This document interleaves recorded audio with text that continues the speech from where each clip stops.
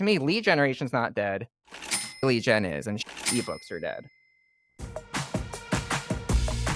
Hey, I'm Corrina. And I'm Taylor. And this is Direct, a podcast we created to showcase the creativity and hard work of go-to-market teams everywhere.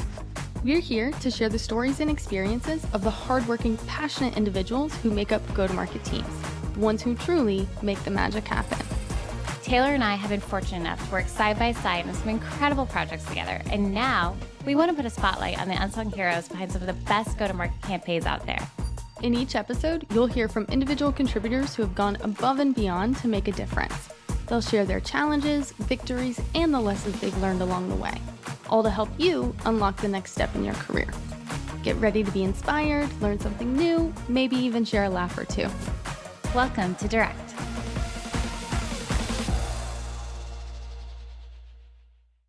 Hey, everybody. Welcome back for another episode of Direct. I'm here with Taylor. Hi, everybody. Hello. And we today are joined by Lee Moskowitz. He is a get-done marketer who combines his demand generation skills with marketing.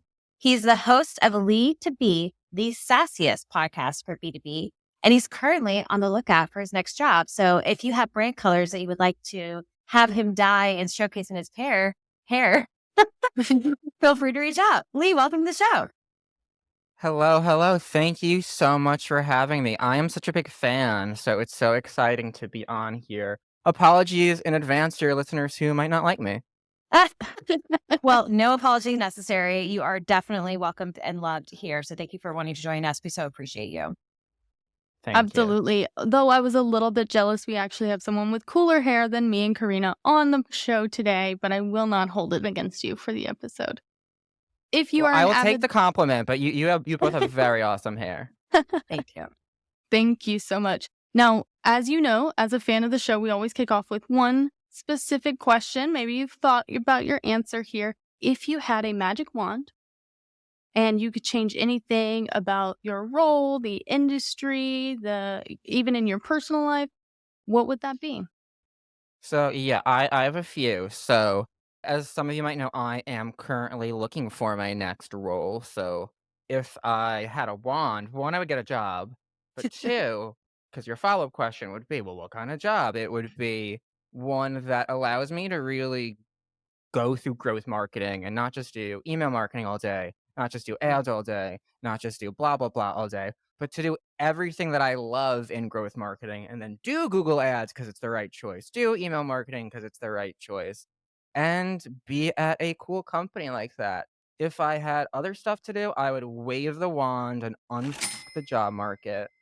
And maybe I would also just make myself like a little taller too, if I had some magic, but who knows? I don't want to get too greedy. 3 wishes. That's your magic lamp.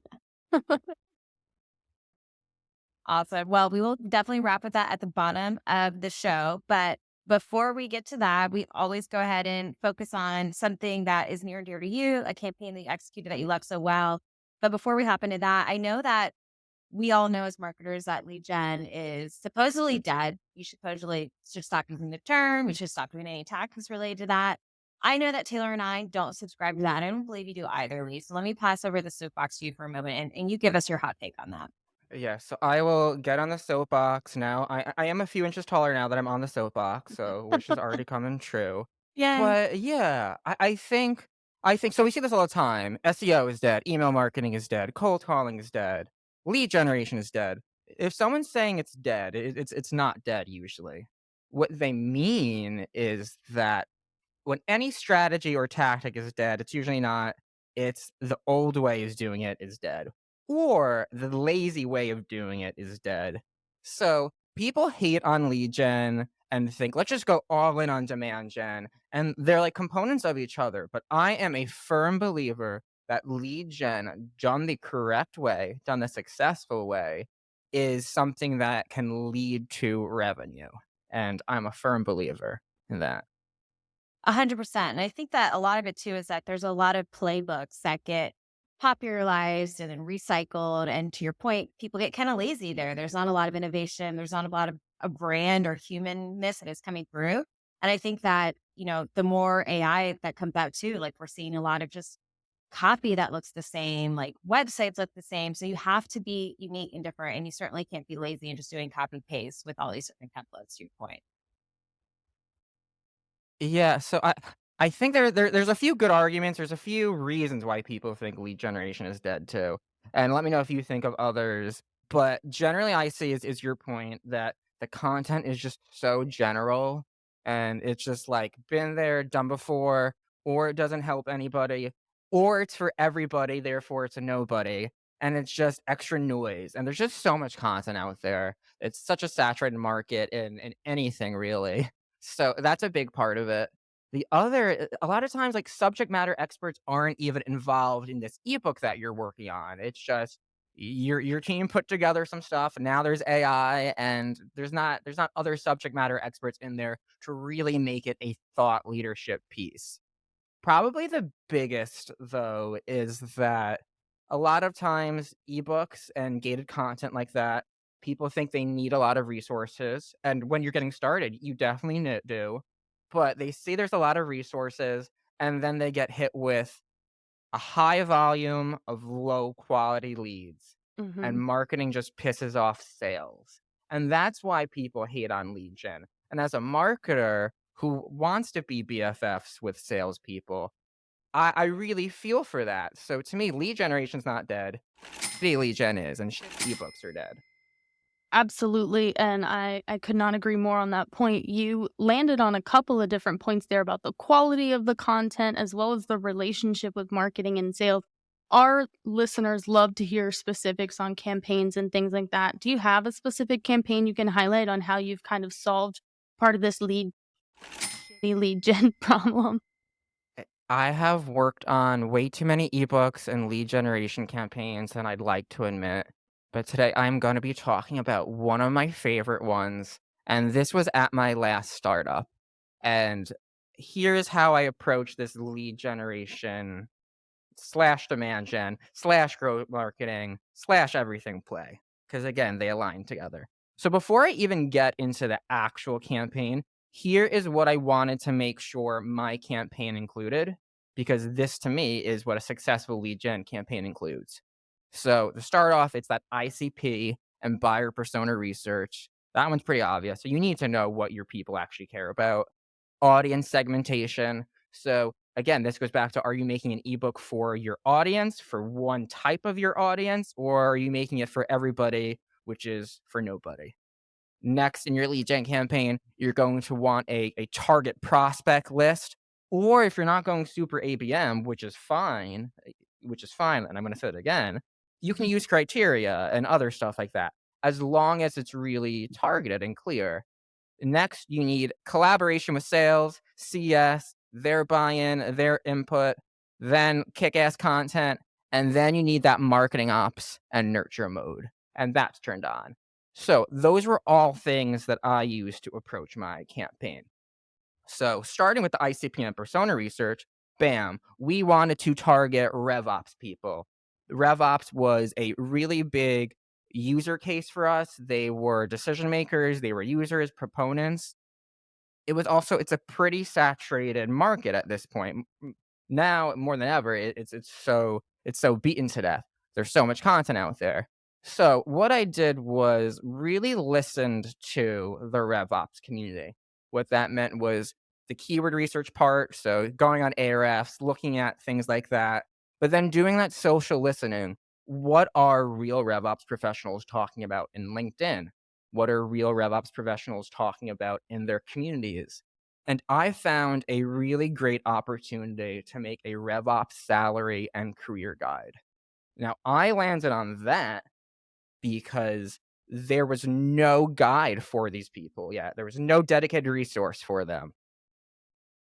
There we go. Social listening finds it. So I set out, do a guide. We do research, find salary benchmarks for different ranges, all the way from RevOps specialist to CRO. Then we get in different career insights. So again, coming back to subject matter experts, we went to CROs, we went to RevOps managers, we went to different people who've been there, done that, offered career advice. We did some channel marketing, we got some agency friendlies involved. So getting all these experts involved, bam, RevOps Salary Guide is now made. I have a whole campaign for this, and that includes a press release, ads, a gated version, so the actual full ebook, and then very importantly, an ungated version. In B2B, we like to think there's absolutes. There's not. You can have gated and ungated. So I had a blog post version of the content giving away information that's enough so the person's just like, oh, I came here just to have to do the book. So giving away enough information while also making the person want to download more. And so blog post version, if you Google RevOps salary, terms like that, I still should well, my former company should still show up number 1, 2. I think ZipRecruiter's beating us now. But point is, we're not a staffing company. We're not a recruiting company. Salary is not for what we're dealing with, but that's what my target cared Mhm. about. And I wanted people who were in RevOps to come to us, search for the things that they were searching for, and now know us as a RevOps voice. I'm gonna pause Absolutely. now because I've been talking for a while. Well, I know Corrina is going to want to definitely dig into all the repurposing that you did with the content. But before we get there, that very last comment that you made, did you have a hard time getting buy-in in your organization to create content that wasn't directly like a sales pitch of your product? It was helpful to your key persona, but really not only tangentially related to what you were actually selling and producing. 100%. Fellow marketers, so you knew that, especially in the startup world, everything has a line item, and you have to be really, really meaningful with your budget that you use. So to me, it's communicating to your stakeholders who hopefully already kind of believe in marketing. Many cases, they might not, and you kind of need to kind of judge them and argue, but it was literally explaining, okay, RevOps is our main target market. Okay, no one in our and I'm not gonna say no one, but RevOps is our main target market. We need to get people who are in RevOps at the companies we want into our database somehow. We want them to opt in. We want them to want to hear from us. From there, and this is the key part and why people kind of shit on lead gen, I am not just going to get leads for you and call it a day. The next step is that marketing ops activation where they come in, they're tagged properly, they receive the auto follow-ups, and then they're lead routed and so on and so forth. So a long way of saying, yes, there is pushback, but it's about communicating to the stakeholders that, yes, we want meetings, but if they haven't heard from us, I can't just market to them for a meeting. That's a waste of dollar.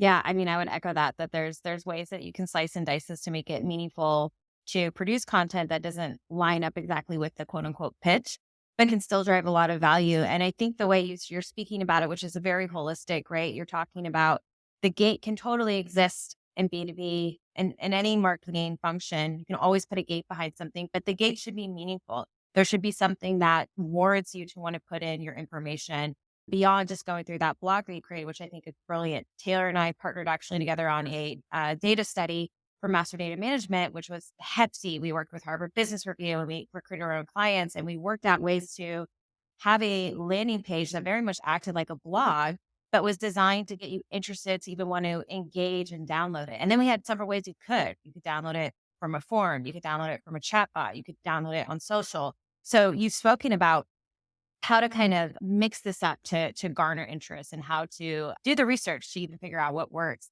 I'm curious, after the success of that campaign, were you able to then find a way to communicate value or get buy-in easier and produce content the way you wanted to produce? That is a really good question, and I would say yes and no. Yes, in the sense I've kind of proven my marketing chops and, like, it wasn't just an idea I threw out and then executed on it because it was my idea. It was I had a hypothesis, we put money behind it, it worked, and now let's go do some things. So, in the no is a sense, I didn't get a blanket check, but it was more like, "Hey, Lee's pretty good at allocating resources in a marketing budget for different tactics and strategies. Let's go more with that." So, yes and no. Where do you think that skill set came from? Is there something that you noticed early in your career? Because I think that that's a pretty unique skill set, particularly with marketers. To execution is one thing, and even like creativity is another. But then being able to tie it all together and communicate the value of all of it is that's pretty unique. So, is there something that you can tie back to in your career or your life that makes you well suited to be able to do that? Yeah, I really attribute it to my agency years, my dog days, my agency years, and I say that because I would need to talk to C-level people who are not in my company, so they didn't know me internally as well. I would often have to write out pieces of communication about ads or marketing material or digital stuff for somebody else to then communicate to the client. So it could have been the account executive, it could have been the VP on the account, it could have been the salesperson I was supporting. So I got really good at communicating and explaining to other people what they need in a way that they understand. A really, really big and easy tip for people is oftentimes somebody will ask you something and then you'll send a response like, well, they should say this and blah, blah, blah, blah. And it's kind of up to the person to then go in and change that languages from to make it sound like the person actually wrote it themselves. What I would do is I would write it to make it look like the person wrote it themselves. Not from a point of like, I care about plagiarism, but it's just so they don't have to go in and change every line. And then it's also really good because that person you're working with then knows next time what to say, maybe, or knows what questions to ask. And it's a bit about just letting people in on that process. I'd love to explore that process a little bit more with you because that does lean toward, you know, with what you had mentioned about the job market before, a lot of people are leaning on agencies, it seems like even more so than their internal marketing departments. And what are these agencies doing that are it's allowing them to kind of understand that voice of the brand and the customer? And how are you particularly, how did you approach that so that you could write in that perspective for all these different clients? Yeah, it's the same way kind of approaching it in-house at a startup.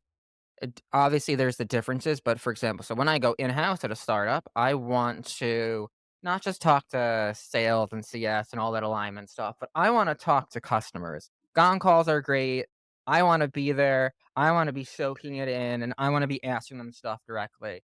It's kind of the same way when I was at my agency days or when I was freelancing, where you want to ask the person the question. You wanna put them to work before you go to work almost, and you want them to understand why you're putting them to work.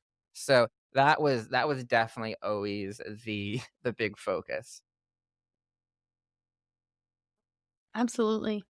I wanted to tie it back to you had mentioned marketing ops several times at this point as well. So the follow through on creating all of that content, but also just the value in making sure, especially when you're working on something like lead gen and something that's super top funnel, that you can prove and show the value of that to the rest of the business, to the C suite, to the stakeholders you keep implying. How do you approach that for showing that lead gen isn't dead? So when marketing people come in, they love to change the website or come up with some idea or really tangible, fun Don Draper stuff. The most impactful stuff you can do is make sure lead routing is correct, make sure attribution is correct, make sure everything is clear from both sales and marketing. So that's the same thing I did there. So RevOps Salary Guide. Yes, I want to know that it came from the salary guide campaign. Yes, I want to know it came from lead gen ad versus organic search. But then I also want to start using this data because maybe it'll happen, but people are going to come in, download our salary guide and buy our product. It's B2B. This is SaaS. Things are not transactional. But what will happen if the marketing ops are in place is person will come in, they will get the email, they will start getting retargeting maybe on the paid media side, and then they'll get different nurturing points. So it's using all of your different tools to then use this lead scoring that you hopefully have. So for example here, bam, sent out RevOps salary guide. All right, let's start scoring these leads. And let's do some additive stuff. So, person opened 5 emails in my nurturing campaign. Let's give them some more points. This person has viewed the pricing page. Give them even more points. This person has not opened an email in 11 months or something.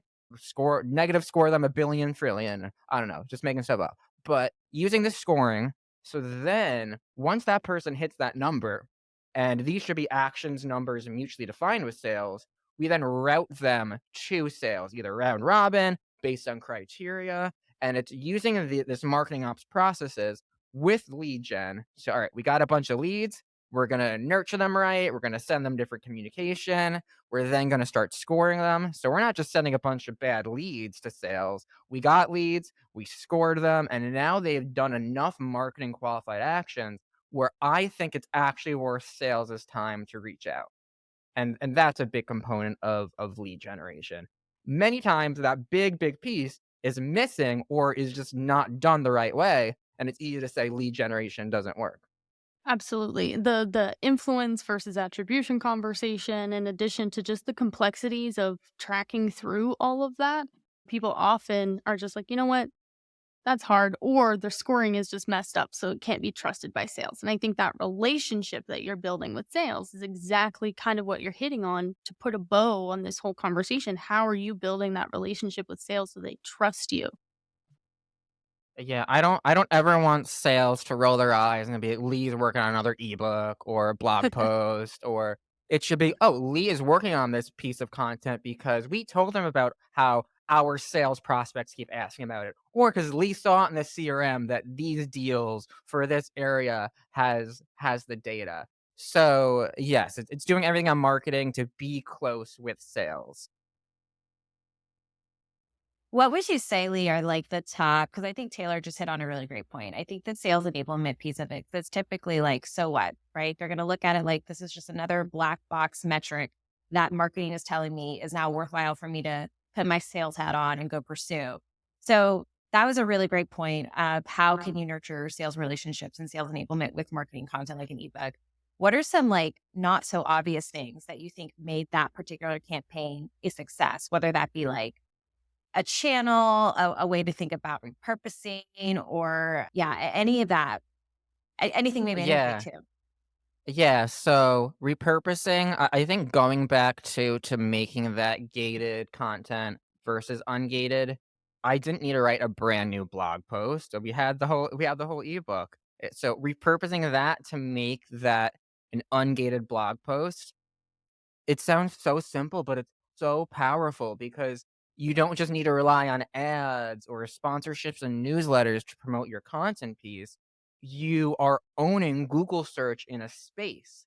And again, the topic here wasn't about how my software was so awesome. The topic was related to something my users of the software would want. So they were actually searching for that. It wasn't a disguised sales sheet. It wasn't something else. It was a hot topic that my people cared about. And then again, taking that further component of the nurturing and not just saying my job's done once I collect the lead. Love that, Lee. I am just obsessed with what you just said, particularly about you focus now on owning a share of Google. People do not understand, and a lot of marketers, I mean, a lot of marketers don't understand how hard that is. So if you were to pull on that campaign success today with the way the market's evolved, everything, what would you then take from, okay, we realize that this is a very unique topic that the market is not addressing. Our brand is uniquely now equipped to address it and own this space with this topic. If you could do anything, no pushbacks in today's environment after that success, what would you then do off of that success? What would you create? So if I were to do that now, I would have really just blown that up. Mm. Meaning I was being very conservative with budget. My channels were organic.